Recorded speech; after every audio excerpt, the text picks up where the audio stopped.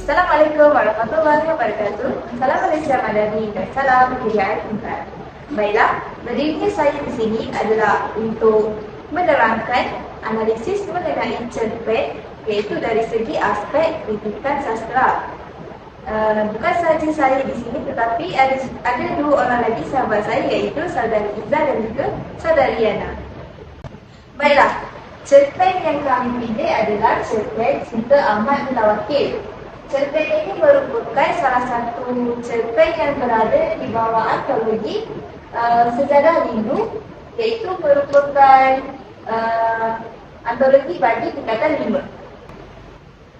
Baiklah, saya akan membacakan sedikit sinopsis ataupun sinopsis ringkas bagi cerpen tersebut. Cerpen Cinta Ahmad Mutawakkil berkisahkan tentang seorang pemuda yang menghadapi berbagai cabaran serta tantangan dalam perjuangan menentang penjajah dan menuntut kemerdekaan. Ahmad Mutawakkil yang merupakan watak utama dalam cerpen ini telah menzahirkan cintanya terhadap bangsa dan negara melalui perjuangan menentang penjajah Inggeris, Jepun dan Komunis. Ahmad Mutawakkil merupakan seorang pemuda yang mempunyai semangat perjuangan yang tinggi sehingga kan tidak sanggup menerima sebarang pujian selagi tanah Melayu belum merdeka. Dia sanggup menggadaikan nyawanya untuk menentang komunis dan akhirnya dia terbunuh sebelum mengecap kemerdekaan tanah Melayu. Perjuangan dan pengorbanannya terus diingati oleh masyarakat kampungnya sama seperti mereka mengingati kata-kata anak muda itu, iaitu tanah Melayu pasti merdeka. Berikut merupakan dua persoalan yang saya senaraikan, namun terdapat banyak lagi persoalan tersebut. Yang pertama, persoalan semangat patriotisme dalam perjuangan mendapatkan kemerdekaan. Contohnya, Ahmad Mutawakkil menyeru ahli masyarakat agar mengikis tabiat buruk, berjuang mengubah sikap dan pandangan sempit bangsa Melayu untuk merdeka. Persoalan ini dapat dibuktikan melalui petikan dalam cerpen tersebut, iaitu malah demi mengisi kemerdekaan, kita juga perlu mendesak diri sendiri mengikis semua tabiat buruk bangsa kita. Kita pasti akan merdeka dan untuk itu kita perlu berjuang mengubah sikap dan pandangan sempit bangsa kita. Pada halaman 51 hingga 52. Yang kedua, persoalan kepentingan sikap berdikari dalam kehidupan. Contohnya, Ahmad Mutawakkil belajar berdikari setelah kematian bapunya, Wan Sadir, dengan cara bekerja dengan orang kulit. Petikannya, eloklah paling tidak dia bekerja dengan orang kulit itu, belajar mencari makan sendiri. Pada halaman 44. Seterusnya, saya akan menerangkan sedikit mengenai plot cerpen tersebut. Pada peringkat permulaan, pada hari Jumaat bulan Ogos tahun 1923, Ahmad Mutawakkil muncul di kampung dengan mempunyai luka yang parah dan bajunya dipenuhi dengan darah. Oleh sebab mempunyai luka yang besar di bahunya, Ahmad Mutawakkil telah terkulai lalu pingsan. Seterusnya, peringkat perkembangan.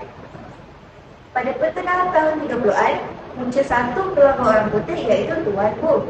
Tuan Wu telah mengupah beratus-ratus orang kampung di estet getahnya. Pada tahun 1941, tentera Jepun telah berjaya masuk ke tanah Melayu. Tuan Wu sekeluarga telah berpindah sebelum tentera Jepun datang. Pada tahun 1945, bandar Hiroshima dan Nagasaki telah dibom dan Jepun telah menyerah kalah. Selepas itu, keluarga Tuan Wu telah kembali ke kampung selepas Jepun menyerah kalah. Pada masa yang sama, Ahmad Mutawakkil telah dilantik sebagai pejuang nasionalis Melayu yang paling muda. Ahmad Mutawakkil telah berusaha mengadakan ceramah kepada penduduk kampung dan menulis di surat khabar untuk menentang penjajahan Inggeris dan Parti Komunis Malaya. Peringkat climax pula, pada malam Jumaat, seorang budak lelaki telah mendekati dan berbisik dengan Ahmad Mutawakkil. Selepas itu, Ahmad Mutawakkil berdiri dan mengikuti budak lelaki itu.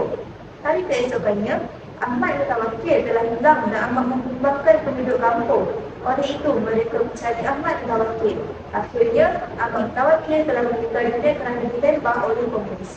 Dan akhir sekali ialah peringkat penerangan.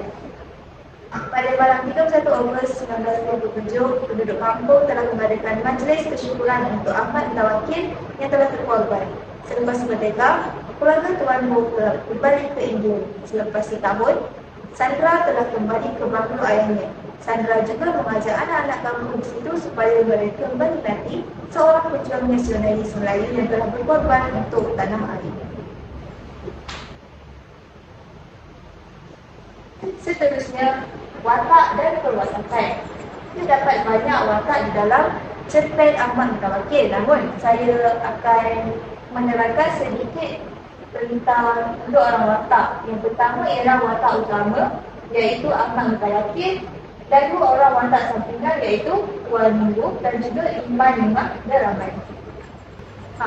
Salah satu ciri Ahmad Mutawakil ialah dia ni seorang yang fasih dalam bahasa Inggeris. Walaupun dia masih muda, namun dia mempunyai semangat nasionalis yang amat kental dalam diri dia. Terterusnya ialah Tuan Mu. Tuan Mu ini merupakan pemilik kepada estate yang penduduk kampung bekerja di situ. Dan yang terakhir ialah Imanlah Daraman. Imanlah Daraman ni mengambil Ahmad Mutawakil sebagai anak angkat dia. Akhir sekali, saya akan menerangkan 3 latar yang terdapat dalam cerpen tersebut. Yang pertama ialah latar tempat, iaitu di estate Getah Tuan Mu, di mana tempat para penduduk bekerja. Yang kedua, surau Tuan Mu, di mana para penduduk melakukan ibadah solat.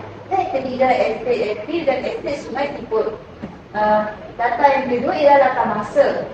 Cerpen ini menggunakan latar pertengahan tahun 30-an, tahun 1941 dan tahun 1943. Dan yang terakhir, latar masyarakat. Dalam cerpen ini terdapat masyarakat yang bekerja dengan bersungguh-sungguh. Contohnya, Ahmad Mutawakil dan beratus-ratus orang kampung telah bekerja dengan bersungguh-sungguh untuk mendapat rezeki. Yang kedua, masyarakat yang penyayang. Contohnya, penduduk telah mengadakan doa kesyukuran kepada Ahmad Mutawakil yang telah berkorban untuk kemerdekaan tanah air. Dan yang terakhir ialah masyarakat yang gigih bertani. Contohnya, kebanyakan penduduk kampung penulis yang berbangsa Melayu bertani padi sawah, pisang, ubi kayu dan kuih. Seterusnya, saya serahkan kepada Saudari Izzah untuk menerangkan kritikan sastra. Yang seterusnya ialah kritikan. Kritikan sastra yang terdapat dalam cerpen Cinta Ahmad Mutawakil ini terdapat 3 kritikan, tetapi semua itu terdapat 6 kritikan keseluruhannya. Namun saya telah mengambil hanya 3 sahaja kritikan, iaitu yang pertama ialah kritikan sanjungan, yang kedua ialah kritikan pendekatan dan yang ketiga ialah kritikan penganalisisan. Okey, mari kita tengok pada kritikan sanjungan. Kritikan sanjungan merujuk kepada perbuatan menguji karya dan pengarangnya yang berupaya menghasilkan pemikiran bernas serta dapat menyampaikan elemen karya yang menarik. Okey, pujian diberikan kepada Zainal Rashid Ahmad selaku pengarang cerpen ini kerana telah menyerapkan nilai-nilai dalam watak yang diciptakannya. Selain itu juga, jalan ceritanya yang mengikut plot di mana terdapat alur naik dan turun. Okey, contoh kritikan sanjungan yang terdapat di dalam cerpen ini ialah melalui watak Ahmad Mutawakil, seorang yang gigih dan berani sehingga berkorban untuk mendapatkan kemerdekaan tanah air walaupun dia masih muda, sehingga kan dia dikagumi dan disanjungi sebagai kebanggaan bangsa. Hal ini jelas boleh dilihat dalam petikan berikut, iaitu saya suka pemuda yang berani. Okey, sekarang kata orang putih itu lagi.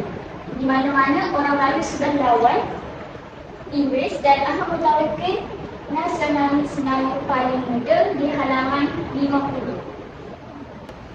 Okey, yang seterusnya, Ahmad Mutawakil mungkin bekerja walaupun dia seorang anak lelaki piatu. Contoh yang terdapat dalam cerpen ini ialah petikannya kita buat dibuktikan oleh eloklah supaya tidak dia bekerja dengan orang putih itu. belajar mencari makanan sendiri. Begitulah pandangan kami yang terdapat di halaman 44.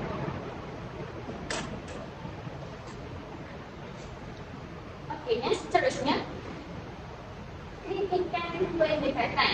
Kritikan ini merupakan suatu usaha untuk mencapai kefahaman berkaitan sesuatu karya dengan proses mendekati karya tersebut.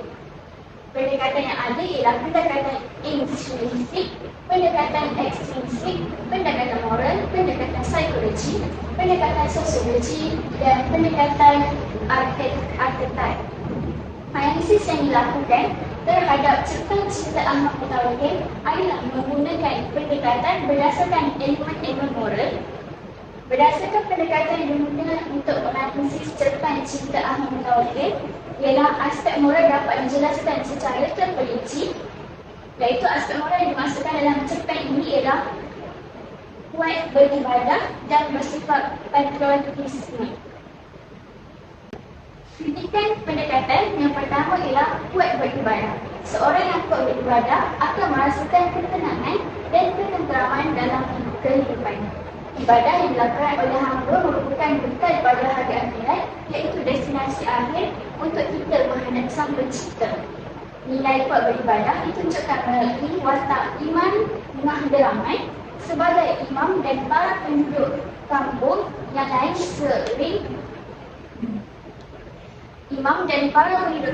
sering solat berjemaah dan berdoa untuk memohon pertolongan daripada Allah SWT bagi menyelesaikan masalah yang dihadapi di kampung tersebut.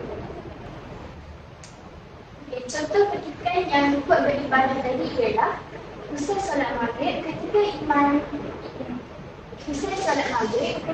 Imam Mahdaraman sedang berdoa dengan tubuh kepala ke kanan menghadap Ummu Ibrahim Siddiq dan kami para makmum pula sepatah demi sepatah mengaminkan setiap baris kalimah di pintu surau. Terdengar suara orang bersalam yang terdapat di halaman 43. Okey, yang seterusnya ialah terdapat pendekatan iaitu sifat moral, iaitu sifat cinta akan negara. Sebagai seorang anak bangsa yang menginginkan keadilan ke atas negara sendiri, semangat patriotik yang tinggi penting supaya kita tidak terus ditindas di tanah air sendiri oleh pihak asing. Kesabaran dan kesyukuran untuk membebaskan tanah air daripada dijajah ditunjukkan oleh Ahmad Mutawakkil dan penduduk kampungnya sendiri. Walaupun Ahmad Mutawakkil mencintai Sandra, iaitu anak kepada Tuan Woods, iaitu penjajah pada zaman ketika itu, dia tak dikir berusaha menentang penjajah Inggeris. Beliau terus berceramah ke sana sini dan jarang pulang ke kampung kerana perjuangannya memerlukan dia lebih banyak di bandar. Ahmad Mutawakkil tetap menunjuk semangat kepada penduduk kampung agar bangkit menentang penjajah pada ketika itu. Kita dapat lihat contoh kritikan yang terdapat dalam cerpen ini berdasarkan semangat nasionalisme, iaitu awal-awal selalu Ahmad Mutawakkil jangan lupa utama kita, tanah Melayu mesti merdeka. Ingat, cara kita berjuang berasaskan hati Melayu, maknanya kita berpegang kepada Islam. Selagi Melayu Islam, komunis tak akan tempat di hati kita. Selagi kita Melayu Islam, komunis tidak ada tempat di hati kita. Orang Melayu kalau dipilih cara komunis bukan lagi Melayu Islam. Yang terdapat di halaman 48. Okey, yang seterusnya, yang ketiga iaitu kritikan penganalisisan. Kritikan penganalisisan bermakna menilik sesuatu karya untuk mengetahui keadaan yang sebenar, termasuklah menentukan kedudukan, prestasi atau pencapaian.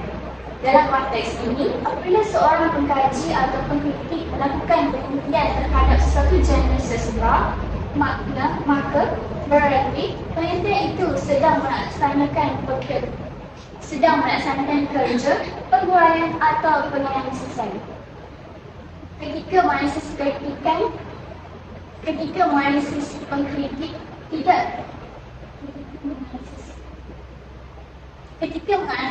pengkritik melihat sesuatu aspek secara terperinci dan atau mendalam tentang bahasa figuratif, permulaan dan pengakhiran sesebuah cerita,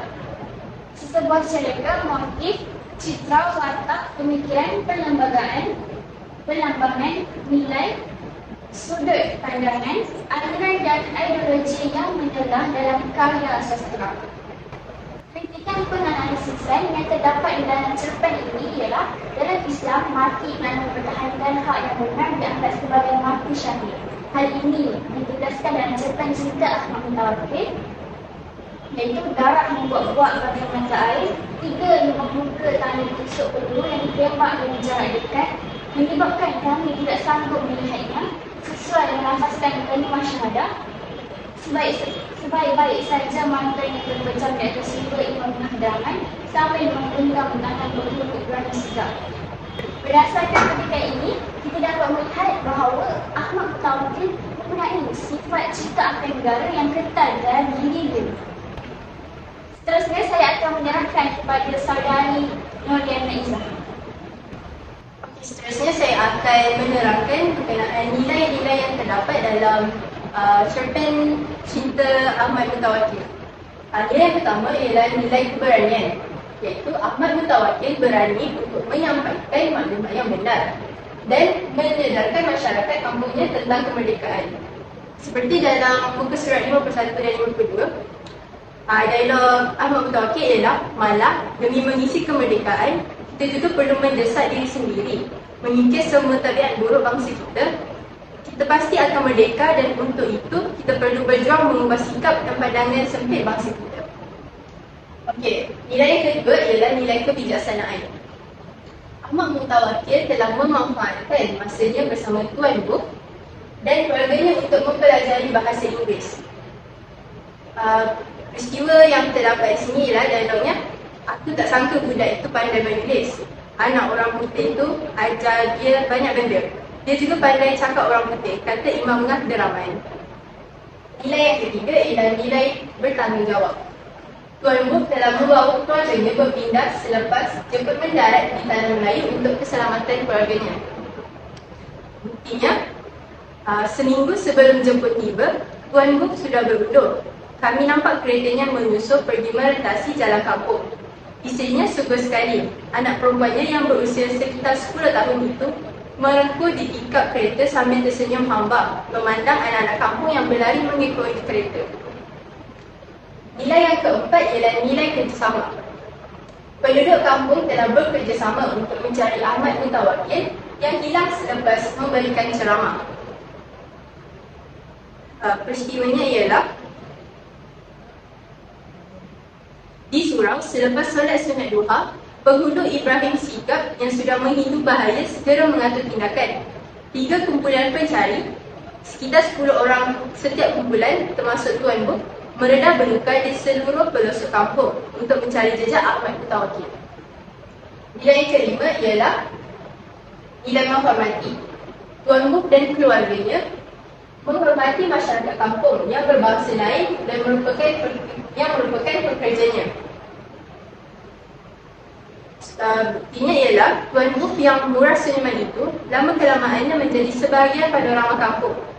Walaupun lelaki kulit putih yang gemar berserah pendek dan bertopi bulat itu terkenal kerana kemurahan senyumannya, kawasan kebun getah, estet pekerja serta banglo kolonial tetap asing kepada kami. Dan yang terakhir ialah nilai kasih sayang. Sandra pulang ke banglo milik ayahnya untuk mengajar anak-anak kampung tanda sayangnya kepada Ahmad Mutawakkil yang telah meninggal dunia.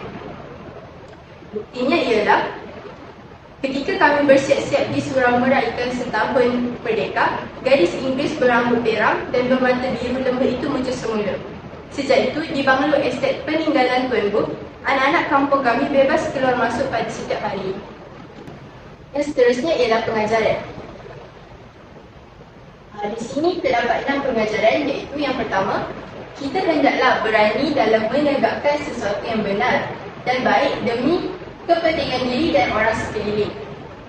Di sini peristiwanya ialah Ahmad Mutawakkil berani bersuara lantang mengajak penduduk supaya berjuang mendapatkan kemerdekaan. Yang kedua ialah Kita mestilah sentiasa memupuk semangat cinta akan negara supaya tidak diserang penjajah dan anasi-anasi asing yang merugikan. Peristiwanya ialah Ahmad mengajak penduduk kampungnya supaya berusaha mendapatkan kemerdekaan tanah air daripada penjajah walaupun mereka sering menerima ancaman daripada pihak penjajah. Yang ketiga ialah kita seharusnya bekerjasama dalam melakukan apa sahaja tugasan yang melibatkan ramai orang kerana ia akan memberikan hasil yang lebih baik.